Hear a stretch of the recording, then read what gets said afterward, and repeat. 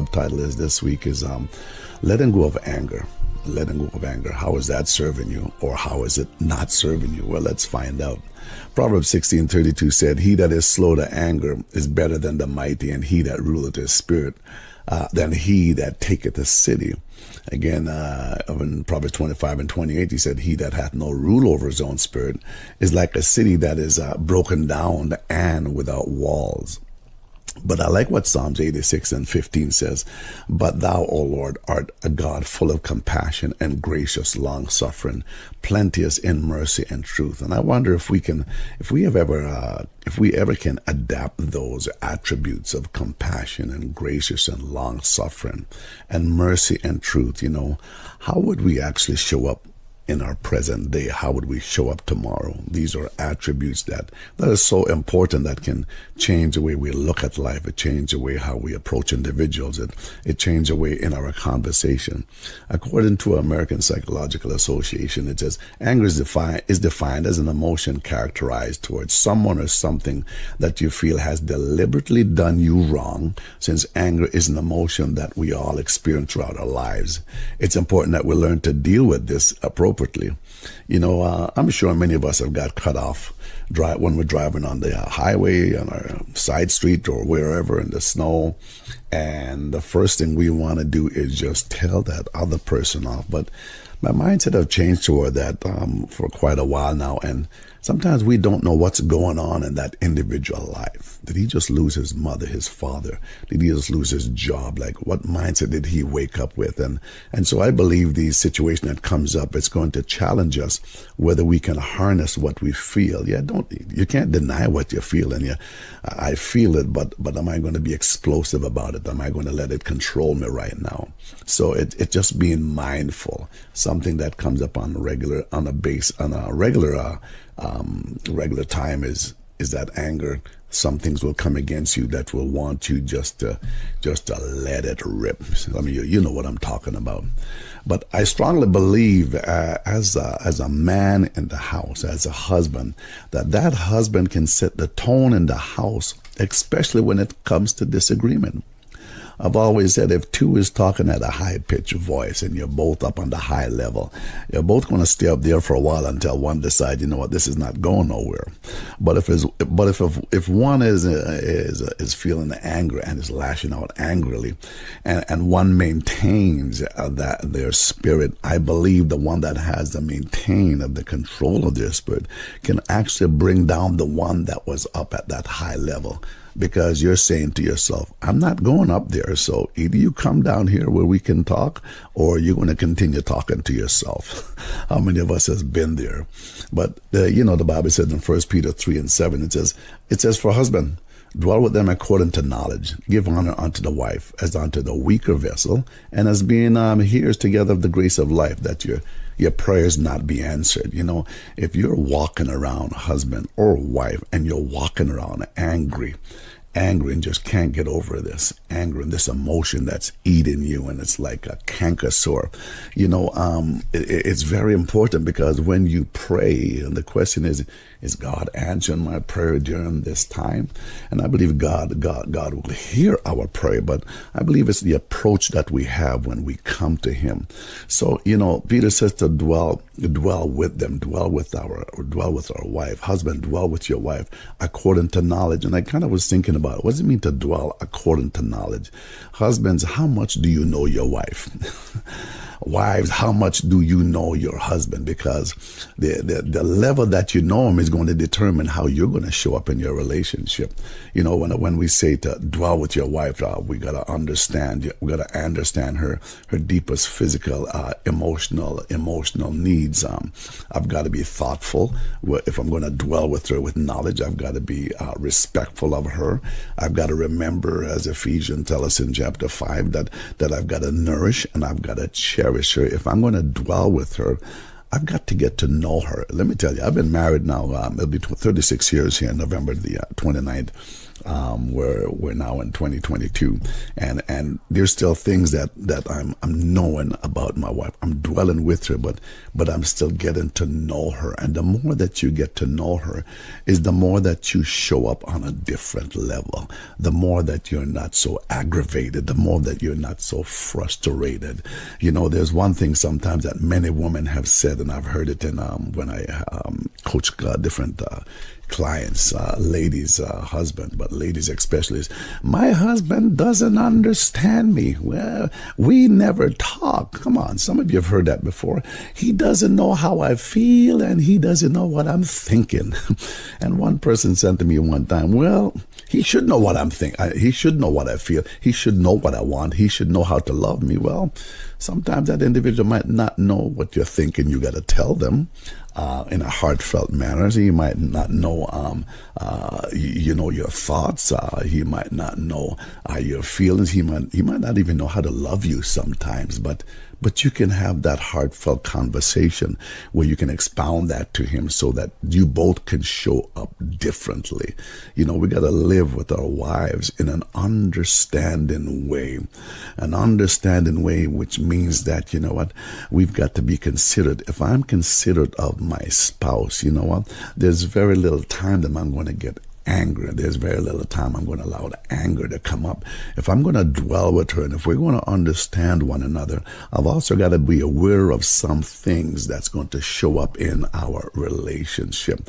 There's some things that I've got to learn about her. I'm still learning about her. And for you men that you want to know more about your relationship and more about how your wives think sometime, I mean, yeah, you can ask and have that conversation, but when was the last time you pick up a book on relationship? When was the last time you pick up a book of a husband functioning in a relationship, the characteristics, the attitudes, and things like that. So we want to know some things, but then again, are you willing to get self-help? Are you willing to even go see a counselor if you're very conflicted within your relationship? Are you willing to see a relationship coach? Are you willing to expand out? And like I've said before, most times when clients would come to me is when it's at a height. Now this is a breaking point, and the wise many times will have said years before that you know what, we need to see somebody. But like I said before, also, you know, the roof is leaking, the sink is leaking, things is not going right in the house, and the husband is saying, well, I don't see anything wrong. And then you wonder why the wives get so upset. Can anybody relate with me there? But let's break it down a bit. You know, when it comes to anger, it can be triggered by an event, something that keep on reoccurring. If it's reoccurring and it's continually triggering you, my question is to you then is how have you been dealing? What have you done to reduce that trigger? Or if whatever you're trying to do, if it's not working, then you got to try something else. Maybe you got to ask your spouse to help you out, or someone that's close by that knows you know what, this is triggering me. What do I need to do? And these triggering events can get you to a level where you don't want to go. But the first thing you got to realize is that, you know what, I got to realize this thing is triggering me. Number one, why is it triggering me? Where is it coming from? And at the moment, then what thoughts am I thinking right now that's allowing this trigger to happen? So how do I deal with this? Because the worst thing is when you find yourself in a situation like that where you're very explosive and you just can't calm down. It's so hard to shut it down. But if you're mindful of that while that trigger event is happening, I believe you can take control of your spirit. You can take control of that situation. You've got to be intentional about, this is what I need to do. You know, you can choose to live with that anger. But my question is, if you want to live with it on a continual basis, then how is that serving you? If you live with that on a continual basis, it becomes normal to you. And if it's normal to you, is that a good behavior? And if it's a good behavior, then why are my children hiding from me? If it's a good and a normal behavior, then why can't I have that relationship with the guys at work? If it's a normal behavior, then why don't I have real friends? If it's a normal behavior, then why is my wife not willing to be intimate with me? Why is she not being lovey-dovey with me? Your behavior has become normal, but it's becoming also abnormal to those that are around you. But you need to find within yourself. You need to talk to yourself. Is this what I want to live with on a continual basis? You got to realize what is now comfortable to me is become normal, but it's time to get uncomfortable and step out of that normality. Aristotle said, anyone can become angry. That's easy. But to be angry with the right person, to the right degree, at the right time, for the right person, and in the right way, he said, that's not easy. It's not easy. So to deal with that, and take a moment when you're feeling that anger, when you're feeling that frustration. Take a moment, give yourself permission to calm down. Give yourself permission to calm down. You see, in the past, we have given ourselves permission to retaliate. We have given ourselves permission to react. We have given ourselves permission because this is what I've been living with it, and this is what I have been living with. I love what I feel. Nobody's going to take this baby away from me. But don't allow it to control you. When you collect your thoughts, communicate that to your spouse in a loving way of what you're feeling and why. I believe she'll be understanding. I believe he'll be understanding. But if we never know what it is that triggers you, if we never know what it is that I'm doing that might be causing you to react that way, then how can I stop doing what I'm doing? Because sometimes we do things because that's the way we've always done things. We've said things because that's the way we've always said things. It doesn't mean that it's the right way to say, but we can express anger, folks. We can express anger in a healthy way. In a healthy way. It's an emotion that most likely will make us lash out in an inappropriate or even dangerous way. We probably all have moments in our life when we have lashed out. And when we have lashed out, we've actually regretted what we have felt. We have regretted what we have done. You know, words that are spoken are hard to retrieve once you leave your mouth. Husbands and wives, word that has been spoken to one another, that's very hurtful, that's very damaging. It's hard to retract that once it comes out of your mouth. You will now begin to hibernate.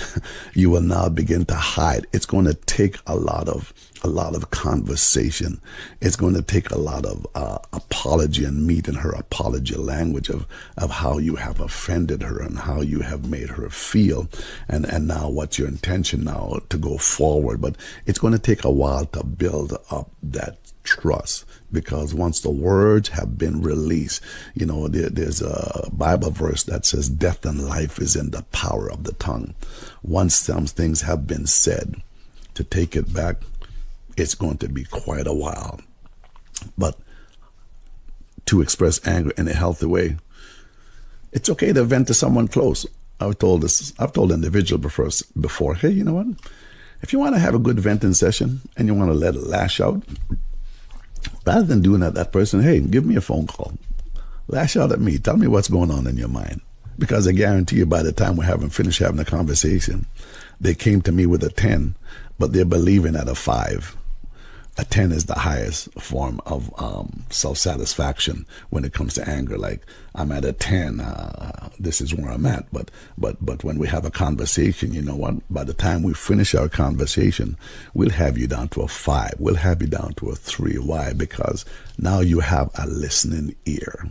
Now you have someone that doesn't necessarily understand you, but an individual that is willing to listen to you. And as partners in a relationship, if we are more willing to listen, I remember last session I mentioned that the same letters that make up silent and listen is the same letters that make up both words, silent and listen. Many times I've got to be silent so I can actually listen to hear what you're trying to tell me. I want to feel what you're feeling, so that I can help you. So when it comes to having that anger spirit in there, we're there to help one another, not to shun one another, but to help one another. Another way that we can help ourselves when it comes to a healthy way to express anger is sometimes you just got to write it down. Write it down. Get a journal. Get an anger journal. So if you're angry on Monday, here, write about it. If you're angry on Tuesday, write about it. Wednesday, Thursday, Friday, or during the week, write about it. But as you're writing about it, hey, try to put down some solutions now of what I need to do to curb this thing, because this thing it's not making me friends. It's not making me having the relationship that I want. I've got to be able to control this thing. I will continually feel a little bit here and there, but I've got to be able to control it. And also when you feel it, another way that we can help ourselves is just take a time. Have you ever tried counting to 10 before you release what you're feeling, before you just say what you need to say, and you don't care what they think when you say it? Yeah, you will care down the road because they'll shut you down, but when you feel it and it's coming up and it's such a strong feeling, it's so triggering, how about trying to count to 10? Or as one person says, count backward from 5, 5, 4, 3, 2, 1, and just try to calm yourself. You know, there's nobody else that might be there to calm you at that time because of where you might be, and they might not be able to calm you because whatever the situation might be. But rather than looking at them to calm you, how about in a case like this? How about you calming yourself? And maybe do some self-assessment when you begin to feel angry. Self-assessment is very therapeutic. What's happening to me right now? Why am I getting upset? You know, can I agree to or disagree when we have a conversation? Why do I always feel that I got to have the upper hand? Because every time I have the upper hand and every time I feel like I have the last say, you know what, we leave with an angry spirit. We leave and we're not talking for days, maybe for weeks, who knows? So can we agree to disagree? And another thing, can I afford to live like this for the rest of my life? Most importantly, when I do a self-assessment of myself, what is this doing to my family?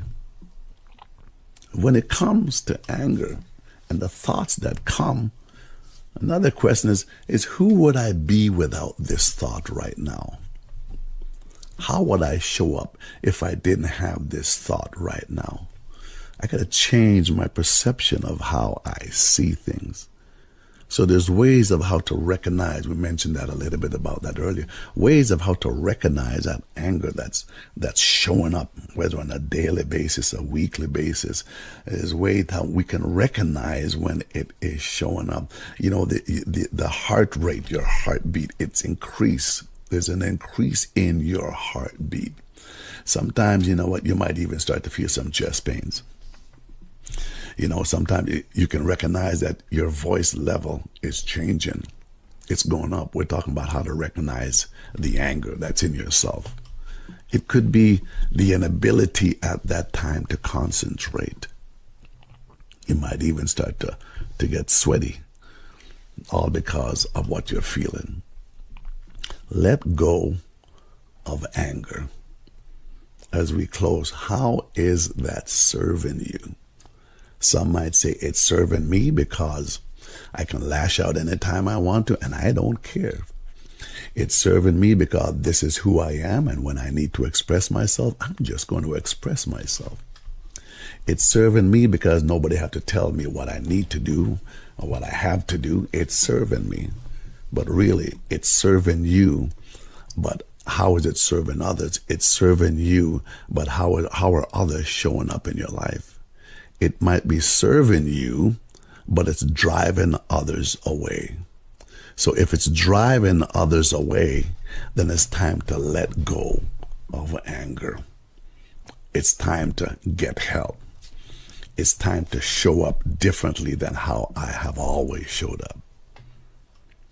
Recognize anger in yourself. If it's not serving you, let go of it. If it's not conducive, amen, to your relationship, let go of it. If it's driving others away, let go of it. And for the Christians out there that's worshiping God, if it's shutting down your worship when you are in the house of God, go to the altar or stay in your seat, raise your hands, and let go of it. If it's shutting down your prayer life where you can't pray like you want to pray because you're consumed with this anger spirit, you're consumed with the spirit of this anger attitude, then let go of it so you can pray like you need to pray, so you can talk to God like you need to talk to God. It's time to let go of anger. For listening to the program Transforming Your Relationships, right here on HGG Radio with Elder Bonitto Grange. Join us again next week, Friday at 5 for another program. This is Higher Ground Gospel